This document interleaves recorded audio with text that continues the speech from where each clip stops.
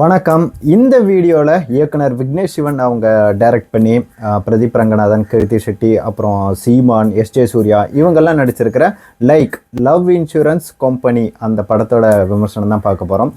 Again இந்த படத்து மேலே ஒரு எதிர்பார்ப்பு எல்லாருக்குமே இருந்தது, உங்களுக்கே தெரியும். இத்தனைக்கும் அவங்க அப்பப்போ விட்ட டீசர் ஆகட்டும், அதில் வந்து இந்த ஃபியூச்சரிஸ்டிக் வேர்ல்டு காமிக்கிறேன், இந்த 2040 நடக்கிற கதை காமிக்கிற மாதிரி ஒரு விஷயங்களும் நீங்களாம் பார்த்துருப்பீங்க.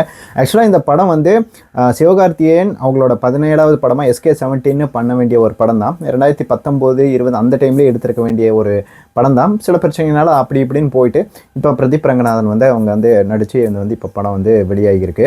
இது இத்தனைக்கும் பிரதீப் ரங்கநாதனோட 2வது படமாக வந்திருக்க வேண்டியது, அது இதுன்னு டிலே பண்ணி CG ஒர்க்குனால சொல்லி இப்போ ரிலீஸ் பண்ணியிருக்காங்க. சரி, இந்த படத்தோட கதை என்னன்னு பார்த்தா, படம் வந்து 2040 நடக்கிற மாதிரி காமிச்சிருக்காங்க. 2040னாலும் உங்களுக்கே தெரியும், அந்த இன்ஃப்ராஸ்ட்ரக்சர்லாம் அந்த மாதிரி காமிக்கிறாங்க. அங்கே வந்து இந்த லவ்ன்றதே வந்து ஆப்பில் தான் வந்து இப்போ எப்படி நிறைய ஆப்ஸில் யூஸ் பண்ணுறாங்க, அந்த மாதிரி லவ்ன்றதே ஆப் சொல்லி தான் வந்து அது சொல்கிற மாதிரி தான் நடக்குது அப்படின்ற மாதிரி விஷயங்கள்லாம் காமிக்கிறாங்க. முக்கியமாக அதை வந்து அந்த ஆப் வந்து கிரியேட் பண்ணி அந்த ஒரு கம்பெனியை கிரியேட் பண்ணி வச்சிருக்கிறது வந்து எஸ்ஜே சூர்யா. இந்த மாதிரி அந்த அதில் வந்து கனெக்ட் பண்ணிக்கிறது, இந்த எல்லாமே இந்த விஷயங்கள்லாம் பண்ணிக்கலாம் அப்படின்ற மாதிரி விஷயங்களும் அவர் கிரியேட் பண்ணுறாரு. அப்போ அதே டைமில் வந்து எப்போவுமே ஃபோன்லேயே அடிக்ட் ஆகிருக்கிற, ஃபோன்லேயே எப்போ பார்த்தாலும் அந்த ரீல்ஸ் போட்டுக்கிட்டு இப்போ ஆல்ரெடி அப்படி தான் சுற்றிக்கிட்டு இருக்காங்க நிறைய பேர். அப்படி இருக்கிற ஒரு கதாநாயகி தான் வருதாங்க கிருத்தி ஷெட்டி. சேம் டைம் ஆப்போசிட்டில் வந்து ஃபோனே சின்ன வயசுலேருந்து யூஸ் பண்ணாத ஒரு எந்த ஒரு இடத்துல இந்த ஃபோனை சோஷியல் மீடியா மட்டும் இல்லை, ஃபோனை யூஸ் பண்ணாத இடத்துலேருந்து வர்றது தான் பிரதீப் ரங்கநாதன். சீமான் வந்து பசுமை உலகம்னு ஒரு இடம் வந்து மாதிரி வச்சுக்கிட்டு இங்கே ரீஹாபிலேஷன் சென்டர் மாதிரி தான் காமிக்கிறாங்க, ஃபோனெல்லாம் இல்லாமல் இருக்கிற இடம் மாதிரி அந்த இடம் வச்சு நடத்திக்கிட்டு இருக்காரு. சீமானோட பையன் தான் பிரதீப் ரங்கநாதன்.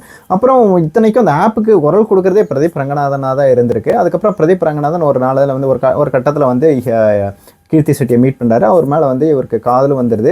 பட் அகெயின் வந்து இவர் அப்ரோச் பண்ணாலும் கீர்த்தி ஷெட்டி வந்து இந்த மாதிரி உங்கள்கிட்ட ஃபோனே இல்லை, லைக் ஐடி இல்லை, நான் வந்து ஃபோன் இருந்தால் அந்த ஆப் இருந்தால் மட்டும்தான் அது சொல்கிறது மட்டும்தான் கேட்டு நான் லவ் பண்ணுவேன் அப்படின்ற மாதிரி சொல்கிறாங்க. அதை பார்த்துட்டு பிரதீப் ரங்கநாதனும் போயிட்டு ஃபோனெல்லாம் வாங்கி அந்த விஷயத்தெல்லாம் கற்றுக்கிட்டு அதுக்கப்புறம் அவங்க வந்து அவர் வந்து அப்ரோச் பண்ணுறாங்க. அதுக்கப்புறம் 2 பேருக்குள்ள லவ்லாம் செட் ஆகுது.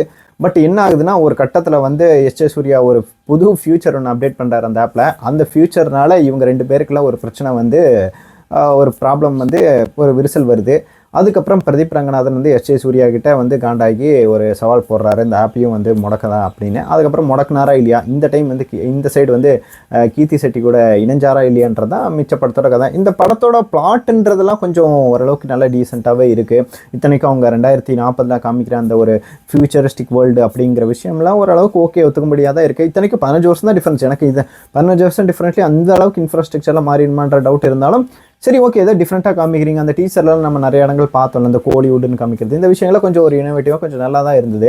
அகைன் படத்தில் வேறு என்ன நல்ல விஷயங்களாக இருந்ததுன்னா, அகைன் படத்தில் காமிக்கிற அந்த சினிமாட்டோகிராஃபி, அந்த கலர்ஃபுல்லான விஷுவல்ஸ் நல்லா இருந்தது, ரவி வர்மன் அவங்களோட விஷுவல்ஸ். 2வது வந்து மிகப்பெரிய படம் வந்து உங்களுக்கே தெரியும், அனிருத். அதாவது விக்னேஷ் சிவன் படத்தில் வந்து படம் நல்லா இருக்கோ இல்லையோ, அட்லீஸ்ட் அந்த பாட்டு பேக்ரவுண்ட் மியூசிக்காவது ஏதாவது கொஞ்சம் நல்லா இருக்கும், படம் தேத்தி விட்டுன்ற ஒரு இதுதான் இருக்குது. இது வரைக்கும் நீங்கள் போடி தவிர மற்ற எல்லா படத்துக்கும் நீங்கள் பார்த்தீங்கன்னா அனிருத் பண்ணியிருப்பார்.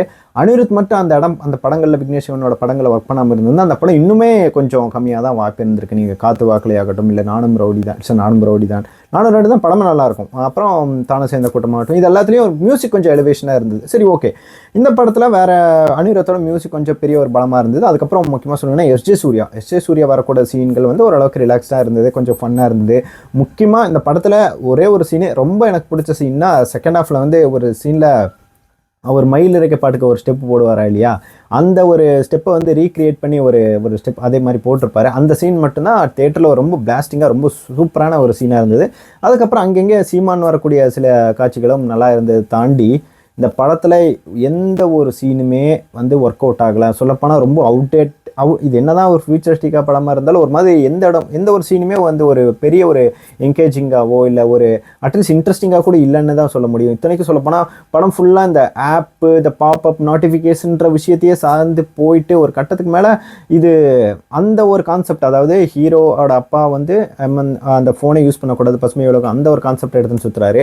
ஹீரோயின் இடமா வந்து எப்போ இந்த இன்ஃப்ளூயன்சஸ் பண்ணுறது, இந்த இப்போ ஃபாலோவர் சேர்த்துறது, இந்த மாதிரி ஒரு மாதிரி 2 சைடாக இருக்கிறதுல இந்த ஒரு கதையை கொண்டு போகாமல் ஒரு கட்டத்துக்கு மேலே ரொம்பவும் போயிட்டு இந்த ஆப்போட வந்து அதாவது ஆப் கிரியேட் பண்ண எஸ்ஜே சூர்யாவோட சண்டை போடுறது, அவங்களுக்கு இடையில பிரச்சனை வருது, அவர் அடிக்க அனுப்புறது, இவர் திரும்ப கிளைமேக்ஸில் அடிக்கிறது, அடிச்சுட்டு அந்த ஆப்பையே முடக்கிறதுன்னு ஒன்று மாதிரி நார்மலான படமாக போயிடுச்சு. ஃபார் எக்ஸாம்பிள் ஒரு லவ் டுடேல ரியல் டைம் பிரச்சனை அந்த ஃபோனை வச்சே யூஸ் பண்ணுற அந்த ஒரு ப்ராப்ளமேட்டிக்கே கடைசி வரைக்கும் கொண்டு போய் அவங்களுக்குள்ள அந்த பிரச்சனையை கொண்டு போய் முடிச்சிருப்பாங்க. இதில் அந்த மாதிரி ஒரு பிரச்சனை எடுத்துக்கிட்டாலும் கொண்டு போய் இவங்க முடிச்சது பார்த்தீங்கன்னா ஒரு மாதிரி ஹீரோ வில்லன் கதையாக தான் கொண்டு போய் முடிச்சாங்க அப்படின்னு சொல்ல முடியும். சுத்தமாக எனக்கு வந்து பர்சனலாக எங்கேயுமே ஒரு ஒர்க் அவுட் ஆன மாதிரி படமாக இல்லை. முக்கியமாக இது அப்போவே எழுதின கதைன்றதுனால எடுத்துக்கிட்டு வந்து இப்போ இருக்கிற ஒரு ட்ரெண்டான விஷயங்கள்லாம் இருக்குல்ல, what bro very wrong bro ஆகட்டும், அப்புறம் இப்போ இருக்கிற இன்ஃப்ளூயன்சர்ஸ் உங்களுக்கே தெரியும், இந்த வாட்ஸ்அப்பில் இல்லை சார் இன்ஸ்டாகிராம் இந்த யூடியூப்பில் இருக்கிற எல்லா இன்ஃப்ளூயன்சர்ஸையும் தூக்கிட்டு வந்து அந்த ரீஹாபிலேஷன் சென்டரில் போட்டு அதை காமிக்கிற மாதிரி நிறைய காட்சிகள் எங்கேயுமே காமெடியாக கூட எதுவுமே நிறைய இடத்துல ஒர்க் அவுட் ஆகலை. அங்கங்கே சில காமெடி சீன்ஸ்கள் பஞ்ச் லைனர்ஸ் எல்லாம் ஒர்க் அவுட் ஆச்சு, மற்றபடி பெருசாக எதுவும் ஒர்க் அவுட் ஆன மாதிரி தெரியல. இத்தனைக்கும் மிஷ்கின்ல ஒரு சீனுக்கு வராரு, அவர் எவ்வளோ பெரிய டேரக்டரு, இத்தனைக்கு இப்போ தான் டிராகன் படத்தில் அவர் நல்லா நடிச்சு ஓரளவுக்கு பிக்கப் ஆனார். அதுக்குள்ளே ஒரு சீனை தூக்கிட்டு வந்து அவரை மாதிரி ஆளை கூப்பிட்டு வந்து இந்த மாதிரி டைலாக் பேச வச்சதெல்லாம் கொஞ்சம் இரிட்டேட்டிங்காக தான் இருந்தது. அதே மாதிரி ஹீரோயின் பேசுகிற அந்த ஒரு விதமாகட்டும், அந்த ஒரு ஆட் அந்த அவங்க ஒரு அங்கே எதுவுமே செட் ஆகாத மாதிரி ஹீரோயினோட அந்த அந்த வாய்ஸ் ஆகட்டும், அதுக்கப்புறம் அவங்க இத்தனைக்கும் சிங்க் அந்த டப்பிங் சிங்க்கும் பெருசாக எதுவும் ஒர்க் அவுட் ஆகலை. அதுக்கப்புறம் ஹாலோவின் சீன்னு ஒரு சீன் வருது, அதெல்லாம் வந்து ரொம்பவும் மட்டமாக இருந்தது, எங்கே பெருசாக அதில் ஒர்க் அவுட் ஆகலை. அந்த சீன் முடிஞ்சதுக்கப்புறம் ஹீரோ மேலே வந்து இவருக்கு காதல் வருதுங்கிறது, அப்புறம் இன்டர்வலுக்கு முன்னாடி இவங்க ஆர்டர் பண்ணுற ஒரு விஷயம், அங்கே வரக்கூடிய சண்டையாகட்டும், அந்த ஆப்பில் காமிக்கிற அந்த ஸ்கோரு, இந்த விஷயங்கள்லாம் வந்து எங்கேயுமே வந்து இந்த படத்தில் ஒன்றியே போகாமல் இருந்தது அப்படின்னே சொல்லலாம். இத்தனைக்கும் படம் ஃபுல்லாக ஃபியூச்சரில் 2040 காமிக்கிறேன்ட்டு எல்லாருமே விதவிதமாக கிளாஸ் போட்டு இருக்கானுங்க. இந்த மாடு வேட போட்டியில் வர்ற மாதிரி எல்லாருமே விதவிதமாக ஒரு கண்ணாடி தான் போட்டு வரானுங்க. அது போட்டு வந்தால் அந்த அவங்க வந்து 2040 இருக்கிறாங்க தான் இப்போ நம்ம ஒத்துக்கணும். ஏன்னா 2040 2050 ஓரளவுக்கு டீசெண்டாக கிளாஸாவது போட்டிருப்பாங்க. இங்கே இதில் பார்த்தீங்கன்னா இந்த வெல்டிங் வைக்கிற கண்ணாடி, அப்புறம் அந்த பெரிய ஹார்ட் ஷேப்பில் இருக்கிறது, இந்த கோலம் போடுறதுக்கு ஒரு கிளாஸ் வச்சுருப்பாங்க, அந்த மாதிரி இருக்கிறது எல்லாத்தையும் மாட்டிட்டு வரானுங்க. படம் ஃபுல்லாக ஒருத்தவங்களும் உருப்படியாக கிளாஸ் போட்டு வரல, அந்த லட்சணத்தெல்லாம் இருந்து. சரி, பிரதீப் ரங்கநாதனோட ஆக்டிங் எப்படி இருந்ததுன்னா அவர் ஓரளவுக்கு டீசெண்டாக தான் பண்ணியிருக்காரு. இத்தனைக்கும் அவர் இது 2வது படமாக வர வேண்டியது உங்களுக்கே தெரியும், இப்போ 4வது படமாக வந்திருக்க வேண்டியது வந்திருக்கு. அப்போது என்ன இதில் இன்னொரு பிரச்சனைனா, பிரதீப் ரங்கநாதன் வந்து இப்போது கடைசியாக ஒரு டியூட் படம் ஒன்று வந்துச்சு, உங்களுக்கே தெரியும். அது வந்தோன்னா கலவையான விமர்சனம் வாங்கி நிறைய அடியும் வாங்குச்சு. என்னதான் வந்து படம் வந்து படத்தில் பாட்டு நல்லா இருந்தாலும் படம் ஸ்க்ரீன் பிளே அங்கே வந்து எங்கேயுமே போர் அடிக்காமல் சரத்குமாரோட பர்ஃபார்மன்ஸ்லேருந்து படம் ஓரளவுக்கு என்கேஜிங்காக போனாலும் அதில் ஏதோ ஒரு இடத்துல கொஞ்சம் ஓரளவுக்கு என்னடா அப்படி நடக்குது, கொஞ்சம் ஒரு சிரிப்பு வர சீன்களாகட்டும், நிறைய என்னதான் படம் மாறலி வந்து அந்த படம் நிறைய பேருக்கு ஒர்க் அவுட் ஆனால் ஓரளவுக்கு நிறைய பேர் ரசித்தாங்க அந்த படத்தை. ஆனால் அந்தளவுக்கு கூட இந்த படம் இல்லைன்னு தான் நான் சொல்லுவேன். எனக்கு பர்சனலாகவே ரொம்பவும் ஒரு ஆவரேஜான படமாக தான் இருந்தது. முக்கியமாக இந்த லவ் ஸ்கோர்லாம் வந்து இந்த படத்தில் ஒன்று காமிக்கிறாங்க, 2 பேர் கடையில் காமிக்கிறேன்ற விஷயம், இதெல்லாம் வந்து இப்போ நம்ம கொஞ்சம் நாளைக்கு முன்னாடி இந்த வாட்ஸ்அப்லாம் ஷேர் பண்ணுவானுங்க ஒரு வெப்சைட், இதில் போயிட்டு உங்களோட 2 பேரோட பேர் போடுங்கன்னு ஃப்ளேம்ஸ் போட்டு இந்த லவ் ஸ்கோர் காமிக்கிற மாதிரி இந்த மாதிரி விஷயங்கள்லாம் ஒரு ரொம்ப இதாக இருந்தது. அப்புறம் யோகி பாபுலாம் வந்து அங்கங்கே ஏதோ காமெடி பண்ணுறேன்ட்டு ரொம்ப நிறைய அங்கங்கே சில ஒரு விஷயங்கள் ஒர்க் அவுட் ஆனாலும் நிறைய இடத்துல வந்து காமெடிலாம் எந்த இடத்துலையும் பெருசாக ஒர்க் அவுட் ஆன மாதிரி தெரில.